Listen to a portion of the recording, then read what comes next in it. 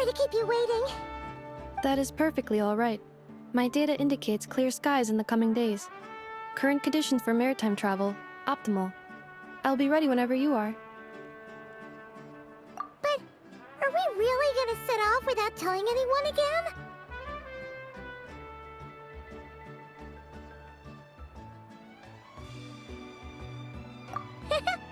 Funny you mention it. You'll never guess who Paimon saw on the way over. Hey! You didn't seriously think we'd let you leave without a farewell party, did you?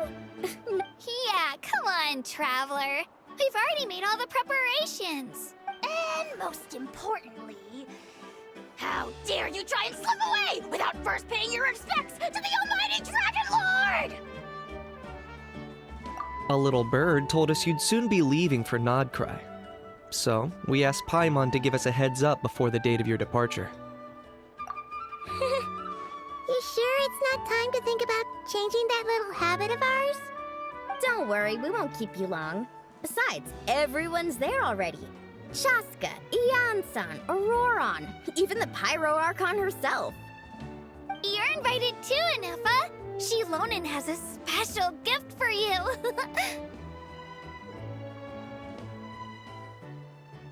Accompaniment request accepted. Shilonen demonstrates excellent massage technique. My impression of her is exceedingly positive. Wait, so robots like massages too? Or is it just that Shilonen really knows how you're wired? Alright, enough with the chit-chat.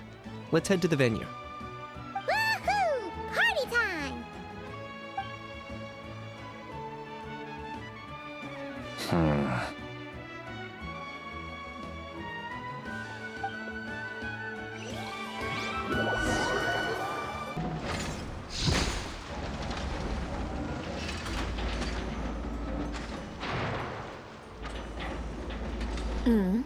Spit it out then. They've set off. Just as my calculations projected. About time I met this variable in person.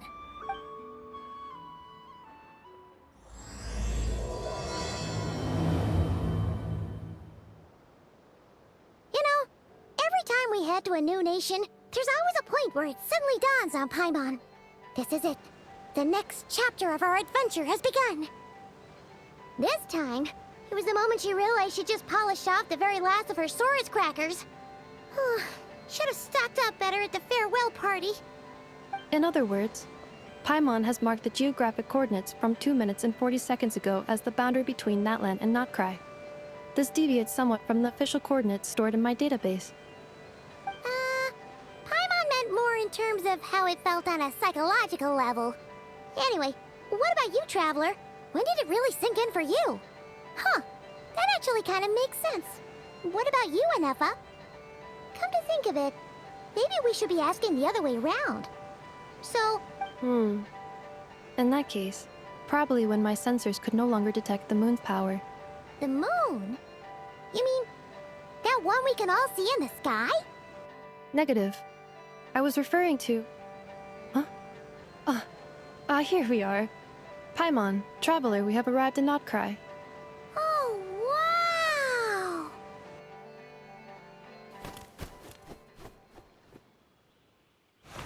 Paimon, Traveler, welcome to Notcry.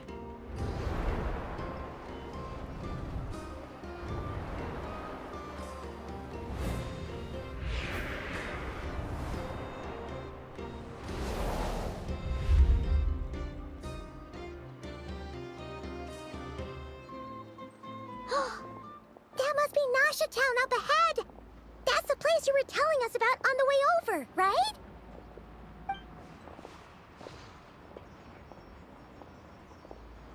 That is correct, Paimon. It is also the most bustling commercial hub in all of Notcry.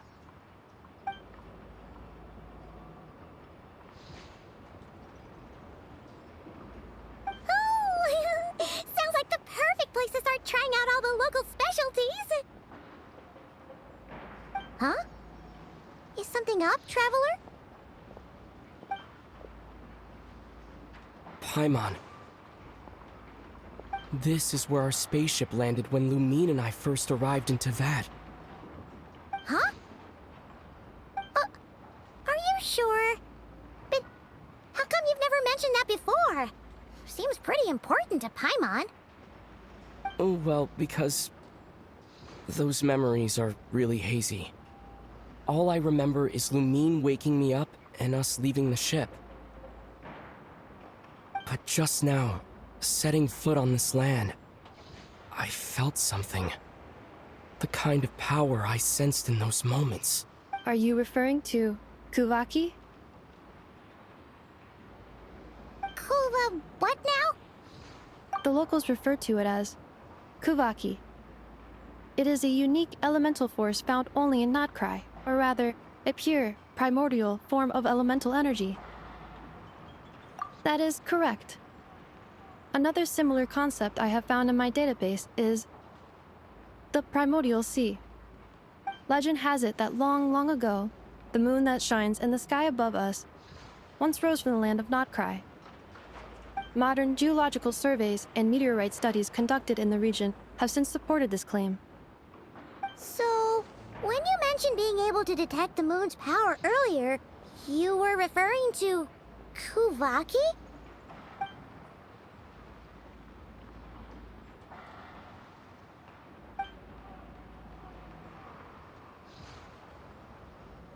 Wait, Traveler, you're saying we might actually find your spaceship here?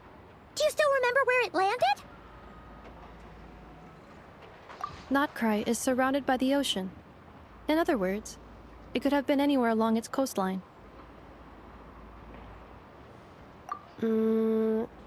Negative. Description still lacks sufficient detail to pinpoint target location. Hey, it's okay if you can't remember everything right away.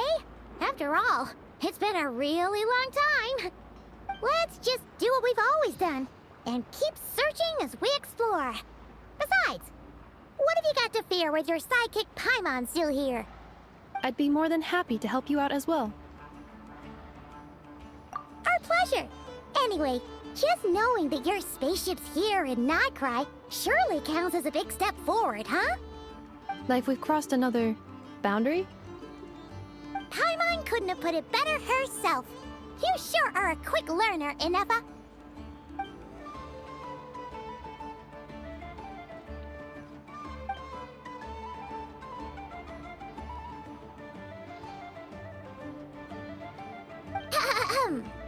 Well, as the best guide in the whole of Teyvat, Paimon hereby does solemnly declare, Notcry, here we come!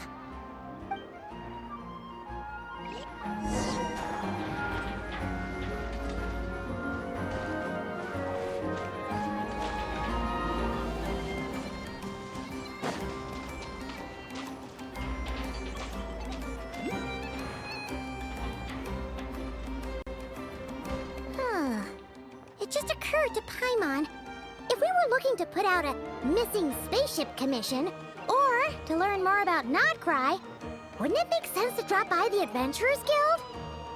The guild is located in Nasha Town. Simply follow this road and you'll reach it.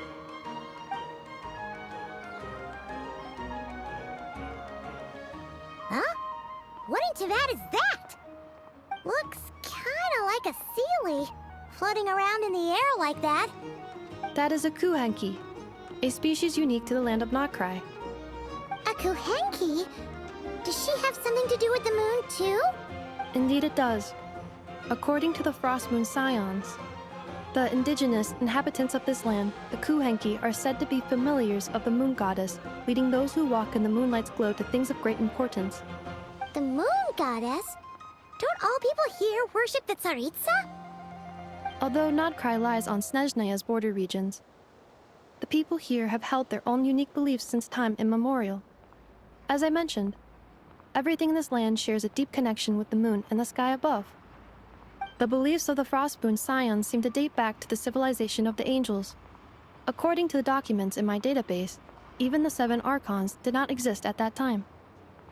Wow! So the origin of their beliefs goes back even further than the Archon War? Correct. At some point, you may come across some statues of their goddess. The Frost Moon Scions carved these as well. Hey! Looks like she's floating away! I suggest you follow her. The probability of an ordinary person encountering a Kuhenki lies in the single digits. Many here consider them heralds of good fortune.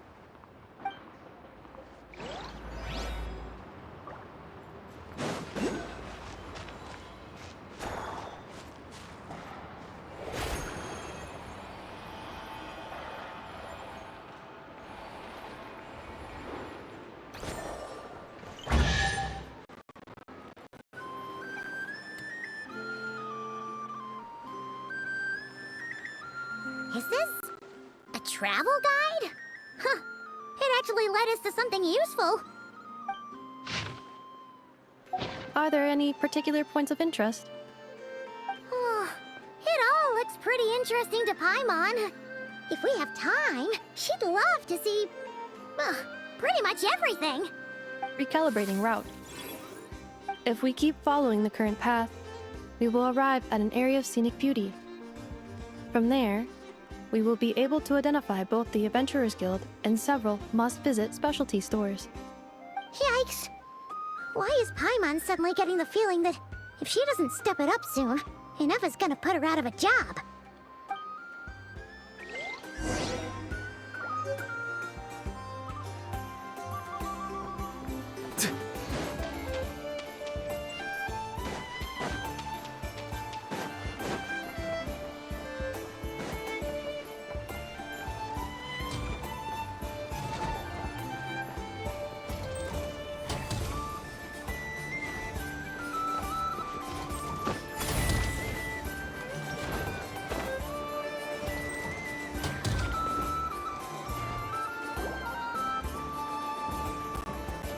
Wow!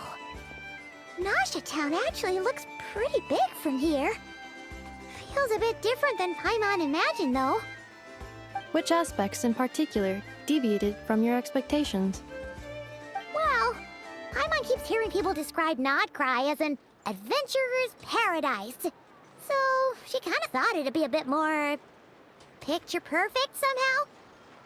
According to legend, there was indeed an era of peace in Notcry's past, the Age of the Fae. Tales of those ancient heroes are still told today.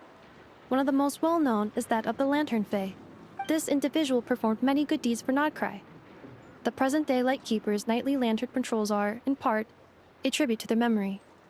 But then, one day, What happened?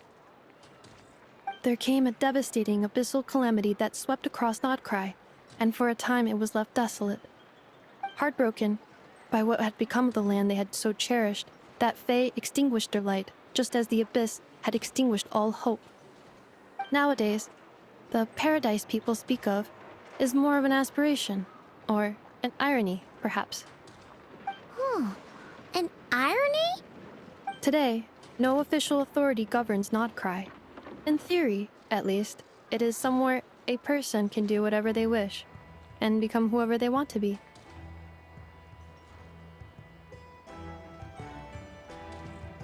The Adventurers Guild is just over there, in Nasha Town's Central Plaza, and the flagship tavern is over that way.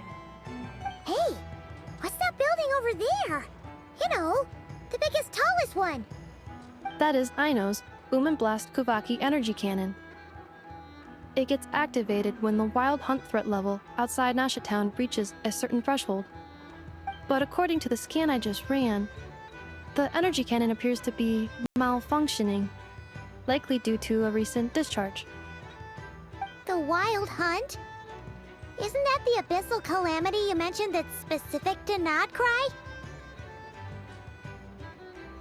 It is a phenomenon that has been occurring for several centuries now. Yet the time and location of Wild Hunt attacks are seemingly random. At first, it was more of an old wives' tale that adults used to scare children. If you don't start behaving, kid, some night, the Wild Hunt's gonna come for you. Listen, do you hear that? That weeping in the fog? Those are the cries of a young woman being dragged away. You're saying people actually hear things like that? I have not witnessed enough Wild Hunt attacks to give a statistically sound answer. but the oldest legends say that all people saw was the ghostly shadow of a woman in the mist. It wasn't until later that it became a full-blown calamity. Abyssal monsters and all. Oh, when you put it like that, Paimon's really gotta hand it to Aino. Not only did she repair you, but she's even built a giant cannon to keep the wild hunt at bay. Absolutely. Aino is very impressive indeed. Anyway, according to my schedule, it is time I took you over to the flagship. Oh, sure. After all, we shouldn't keep Barca waiting. Well, Paimon's not sure if he'll actually show up at the bar this early. You're right about that.